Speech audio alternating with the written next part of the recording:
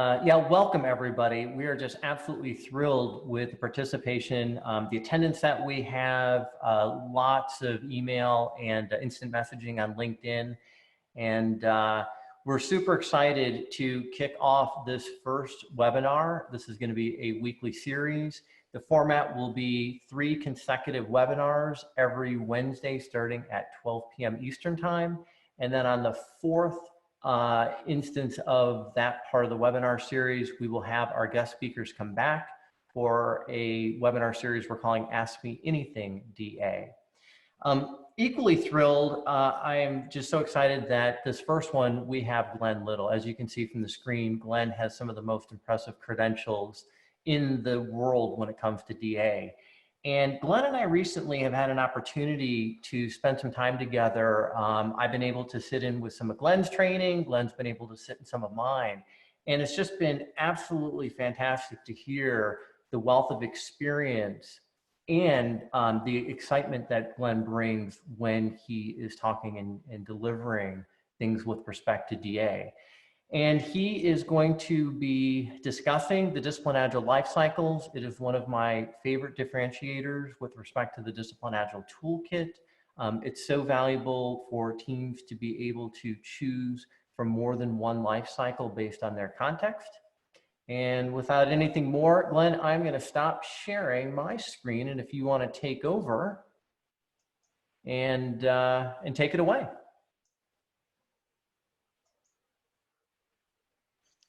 Okay, how's that? Everybody see my screen? Yes. Okay. Thanks for the high praise, Joshua. I certainly appreciate it. And welcome everyone. I hope everybody is staying home, staying safe, and staying healthy. We're going to talk about life cycles today. And we're not going to go into a lot of detail because we're just doing a short webinar, but if you'd like to get all of the gory details, feel free to take one of our training courses. So we're going to be talking about Disciplined Agile Life Cycles. There we go. Objectives today are an overall overview of the DA team life cycles, and we're going to talk about how to go about choosing your life cycle. Most of you know or have seen, or at least some of you, I hope, have seen our process goals associated with Disciplined Agile. This is one of the key ones and one of the ones that the book is based on, which is choosing your way of working.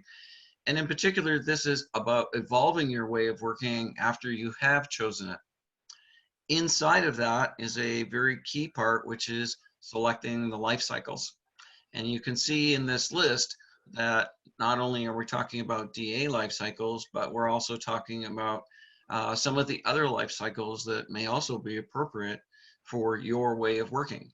In particular, some of the other ones are traditional waterfall. Traditional waterfall may be absolutely applicable depending on the context in which you're working. But there's also, to be pragmatic, we've also included less and Nexus, as well as Safe, as well as Scrum. But today we are going to focus on the DA life cycles and choosing your life cycle within the DA life cycles. Notice in this diagram that we have lots of different categories for life cycles. Project teams are those that, well, I'll talk a bit more about what a project style is, but basically it's a phased approach to doing your project in which we talk about inception, construction, and transition. We have 3 different life cycles that are part of that. If you're in a long-standing team, possibly a more mature team that's been around a long while, then you may be talking about any one of the continuous ones. If you really don't understand what it is you're doing or what your product is, then you may want to do some experimenting and look at our Exploratory. If you happen to be in a large program where you have many teams of teams, then we'd be looking at, again, a project style, but the program lifecycle. And we're going to talk about each of those in some detail as we go through. This is the Agile Lifecycle. Lots of detail on this particular diagram. This is for software. And as a result, what you will see is that we have things like proven architecture as a milestone. This is the project phases that I was talking about: inception, construction, and transition. And this life cycle goes from concept right through to delivery and support in production. It provides us with the ability of doing some initial upfront work and planning, making sure that we've got a common shareholder vision, and that we know exactly where we're going when we get started, and that everybody understands at least what the overall goals are and agrees to those goals. It is an iterative approach where we're going to go through multiple iterations before we get to a point where we have sufficient functionality. That functionality, once it's ready to go, then goes into a transition phase where we look at how do we prepare to get that out. And we'll talk a little bit about how do we reduce the amount of time on transition and inception going forward. Again, very, very similar in a lot of ways because this is based on Scrum. So very similar to a lot of Scrum, at least in the construction phase. We also have a continuous delivery Agile lifecycle.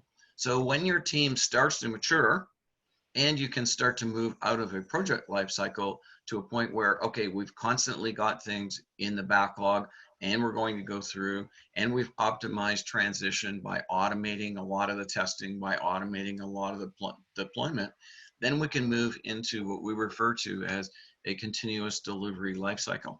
And this one, again, is an iterative one. So we're doing delivery at the end of every iteration. Or it may have to be at the end of several grouped up iterations. But the point is that we're continuously delivering value to the customer. This is not an intro type life cycle. This is something that, again, a long-term team, a long-standing team, a mature team would use in order to provide the value to the customer on an ongoing basis. We also have what we've referred to as a lean lifecycle. And this moves into a slightly different camp.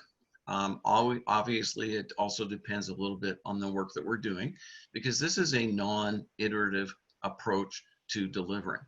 It's still full life cycle. So you can see we have on the left-hand side where we're gathering up all the initial requirements. We're doing some modeling, we're doing some organizing, and we're building up the work to a point where we have a stakeholder vision that we can get approval to go ahead and work through.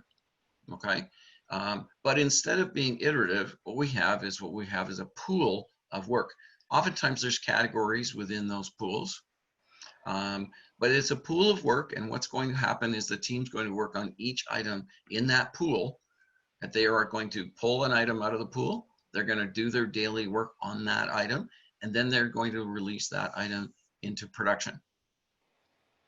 This can be done. This is, again, a project style because it has the various life cycles, or the various phases within the life cycle. But it's a much more dynamic life cycle than you would see with an iterative one, because you're focusing on working on a particular item, getting it done, and delivering it. Now, notice that because we still have a transition phase here, that it may not go item by item by item into production, but over time, what we would have is we would have this team start to optimize transition and optimize the inception phases so that they become tasks. They become smaller and smaller and have a less and less impact. And as a result, what we can do is we can move to things like the continuous delivery lifecycle for the lean. And what that does is it basically says that this is being refreshed on a regular basis. We've got items going in.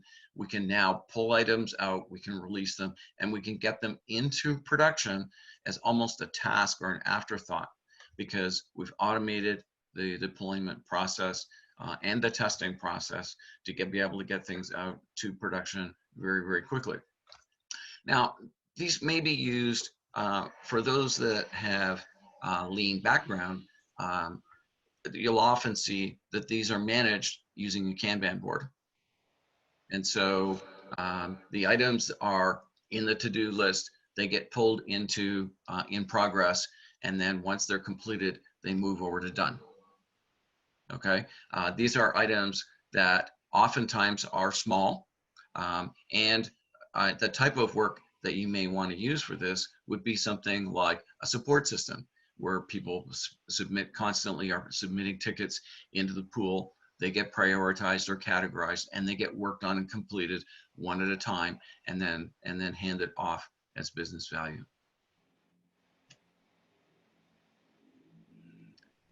We also have an exploratory life cycle, which says we're not really sure what it is we need to build. So what we need to do is we need to do some exploratory work. This is based on Eric Ries's book, where he talks about building hypotheses, deploying the hypothesis, then doing some measurements. And then he talks about prioritizing or pivoting and going back and get the next work. This can be used by standard development teams as well. Oftentimes during inception, teams will have to do a spike, and they can use this particular approach. Well, let's try this. We don't know whether or not it will work, but we'll build a little bit, we'll deploy a little bit, we'll find out whether or not it works, we'll prove out the value of what it is we're trying to deliver. And if we find that that doesn't work, then okay, let's pivot and we'll go back and try something different.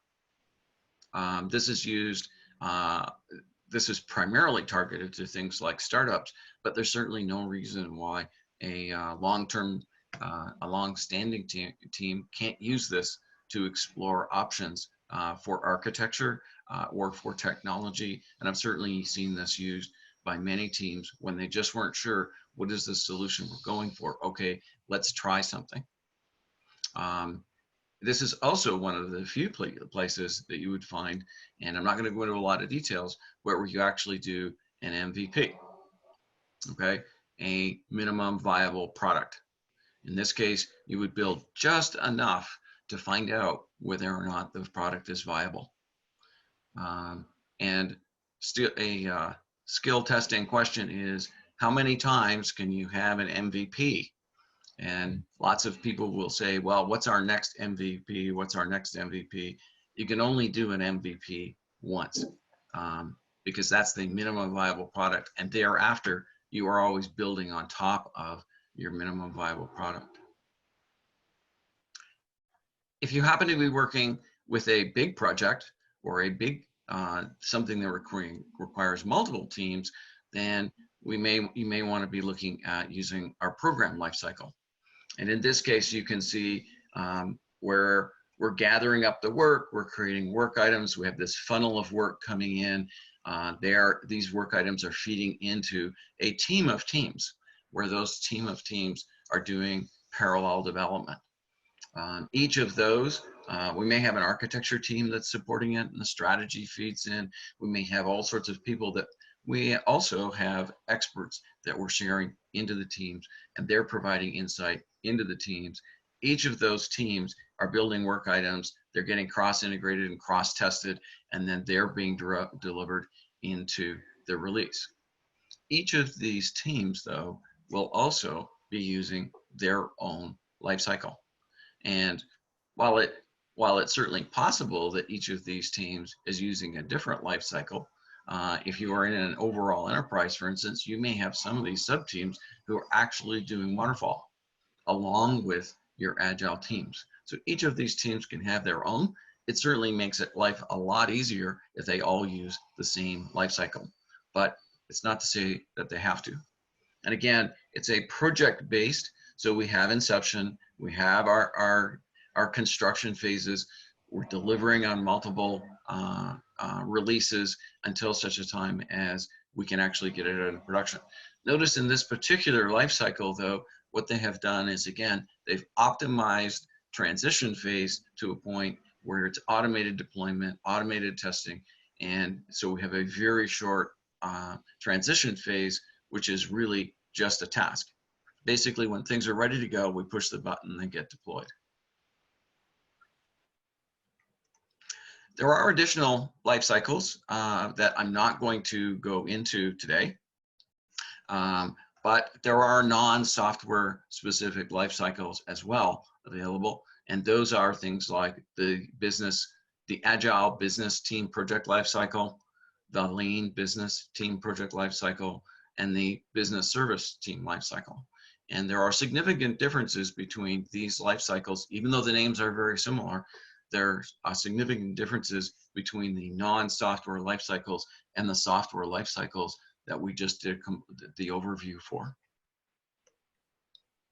But so now that we've got all of these life cycles, how do we go about choosing our way of working? Which life cycle is appropriate for our needs? In the book, you will see that there's a 5-step process for choosing your wow.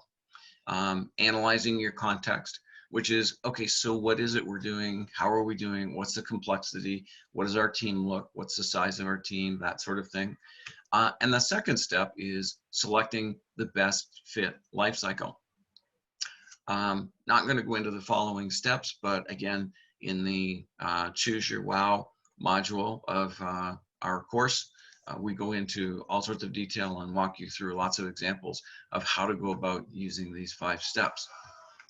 But the key today is selecting the best fit life cycle. You need a life cycle that fits your context. And I'm going to look at some of the various different factors. Keep in mind, though, that you shouldn't get married to your life cycle. Choosing your life cycle is not a till death do us part decision. As your team matures and evolves, you may want to change your life cycle. And then we talked a bit about going agile to start, and that a more mature team may want to use the continuous delivery life cycles. It's a choice that your team needs to make. You may decide, for instance, that you don't want to do iterations, but that you want to go with the continuous lean because you want to use a Kanban board in order to manage your work. That's perfectly fine. But don't take your decision lightly. You're going to be living with this decision for a long time. So be prepared to commit to the success of your life cycle, even if you decide, even though you know that you can change it at some later date. Does the team get to choose? These are typical factors that affect the choice of the life cycle. Does the team get to choose? You may be in an environment where the CEO has dictated that everybody uses SAFe. Okay, you have no choice. That's what you're going to use. But what you'd like to do is influence them to be able to say, yes, I'd really like to be able to choose our own because we feel we can be successful. And you need to know the reasons why. Does your team understand the requirements? Again, if we look at the exploratory, if we really don't know what it is we need or where we're going, then maybe we want to use the exploratory and find that out before we start just madly building away. Is your large project require a team of teams?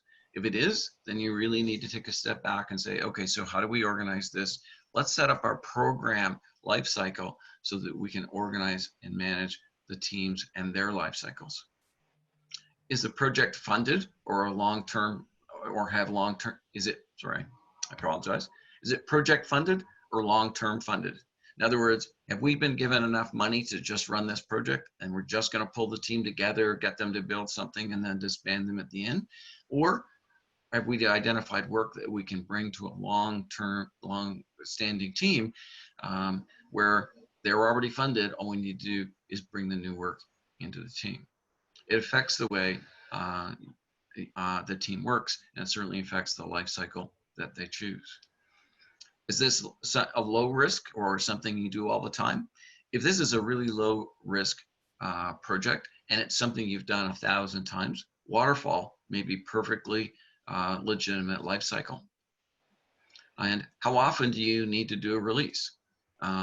Depending on if you know, for instance, you can only do a release every 3 months, then in all likelihood, you're going to move to more of an iterative approach and you're going to build up your functionality on an iteration by iteration basis until you're ready to do the release. If you're working on something that needs to be released every week, then you may want to move to more like a lean continuous delivery model. Are the requirements rapidly changing? Again, if it's something that it's relatively stable, you know generally where you're going, you've got your stakeholder vision in place, then building iterations to get there may be the way to work. If something is changing on a day-to-day basis, then you may have to be more lean and maybe even look at a continuous lean approach. Will the team accept potential disruptions to their way of working? Again, also has to do with context and how easily the team can adjust. Agile tends to be a bit more fixed because you're planning iteration after iteration after iteration. Where lean is a little bit more flexible when it comes to, hey, we've got to, oh, this is high urgency stuff. This is stuff that needs to be worked on today, regardless of what it is you're working on. And managing work with a continuous delivery model such as Kanban certainly makes life a lot easier. Taking all of those factors together, this is a simple flow chart that allows you to make those decisions and come up with the life cycle that fits your circumstances. I want to say, though, that there are many other factors that may influence your decision. These are some of the key ones that we've identified, and these are some of the key ones we'll talk about a lot more detail during the course. But there are many other factors, and most of those factors are covered off by the process goals within the Disciplined Agile delivery process blade. If all that terminology doesn't make sense, then we can go into a lot more detail later. But basically, there are many factors, including the ones that I've just talked about, or on top of the ones I've just talked about, that may affect you in the way you choose your life cycle. Just walk through it quickly. Has someone else chosen the life cycle for you? Yes, then your decision's made. Do you understand what your customers want? No, then you may have to do some exploratory work. If you do understand what they want, then is this a team of teams? Yes, then, okay, we need to choose the program. Is this being funded as a project? Yes. Is it low risk and something we've done before? Yes. Then what we may be looking at is a waterfall or a serial approach to development. Do we do releases often? No. Then, and do we face ever-changing requirements? Yes. Then we've got to lean. No. Then we're going to be making the choice down in here of do we go agile or do we go lean? If we need to make really frequent releases, then we may want to come in here and look at the continuous delivery and the continuous agile for both lean and agile.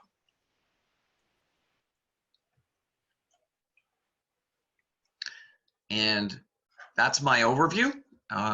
If you have questions, feel free to drop them in the chat and we'll get back to you as soon as we can. We'll try and answer some of your questions now. But again, I want to thank everyone for coming, and I hope you stay home, stay safe, and stay healthy.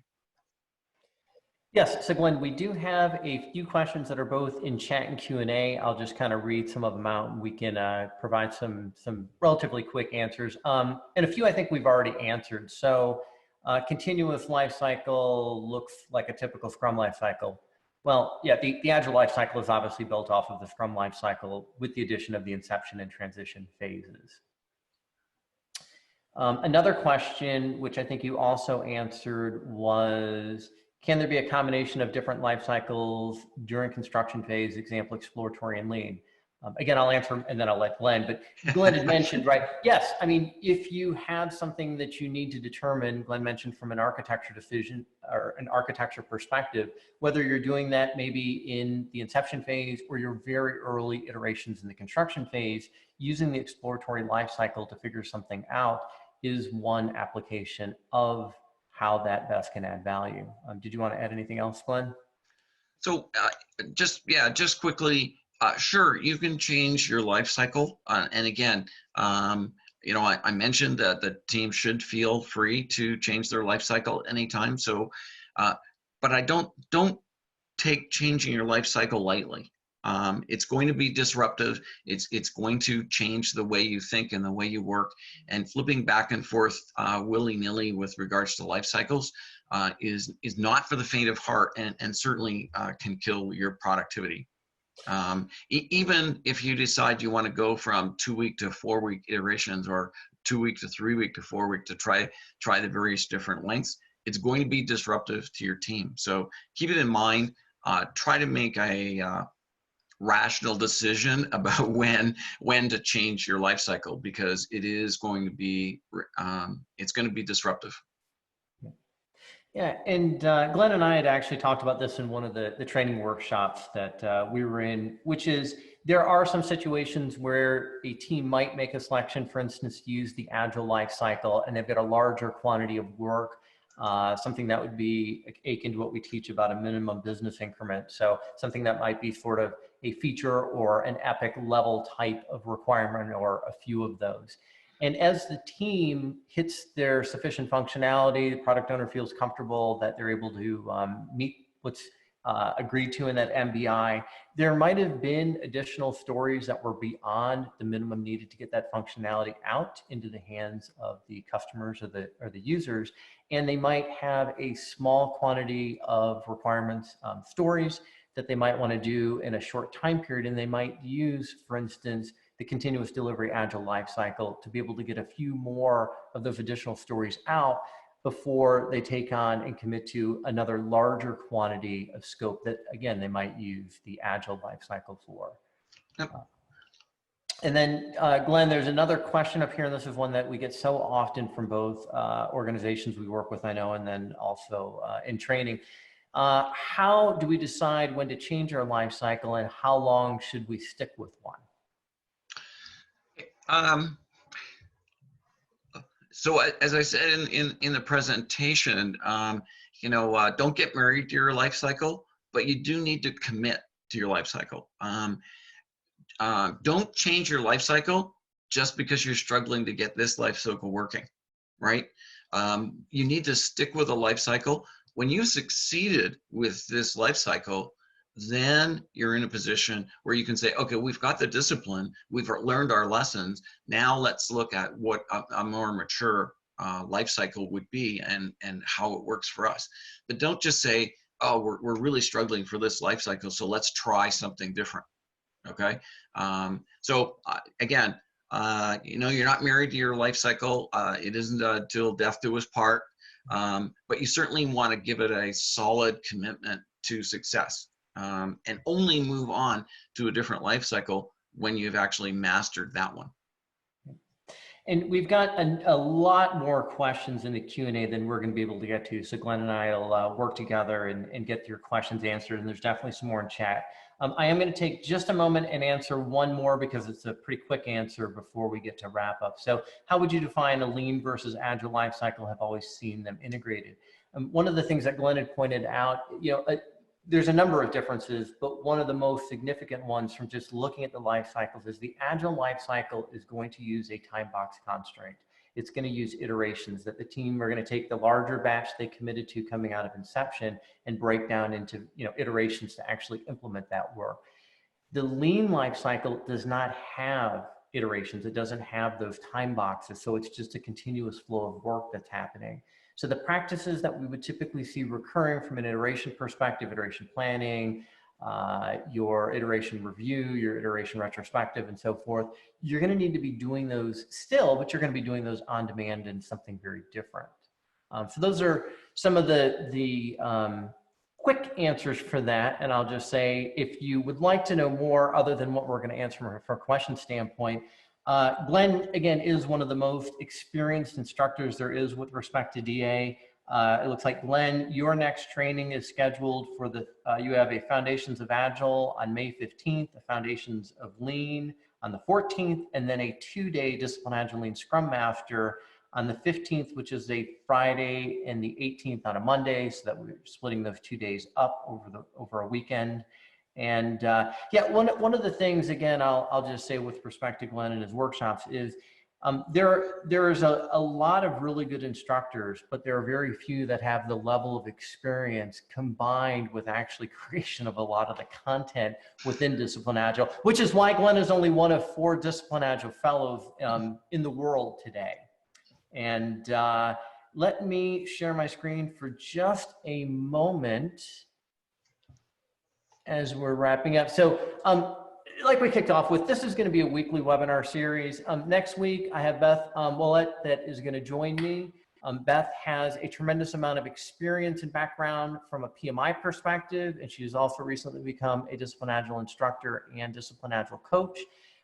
Just like Glenn, my experience has been a very, very long part in the DA world. So we're going to have a good discussion around the good that we're seeing, some of the maybe bad that we're seeing, and what we consider to be some of the uh-ohs, because as 2 bodies of knowledge like this are coming together, or 2 worlds are coming together, there are some challenges. The 3rd week, I've got Lawrence Wood. Lori is leading one of the largest global transformations and adoptions of Discipline Agile. He is at William Hill, so he's going to provide an update in his perspective on the lessons learned and why DA was such a good fit for that organization. And then finally, we'll have Glenn, Beth, and Lori come back together in our Ask Me Anything DA to cover additional questions and have a little bit more of an opportunity for more interaction back and forth. With that being said, we'll get an email out to everybody based on registration that has a link to the questions and answers that we'll provide, as well as a recording of this. And thank you again for participating, and we hope to see you again next week. And Glenn, thank you very much again for being a guest expert. Really appreciate it. Well, thanks a lot for having me. I appreciate it.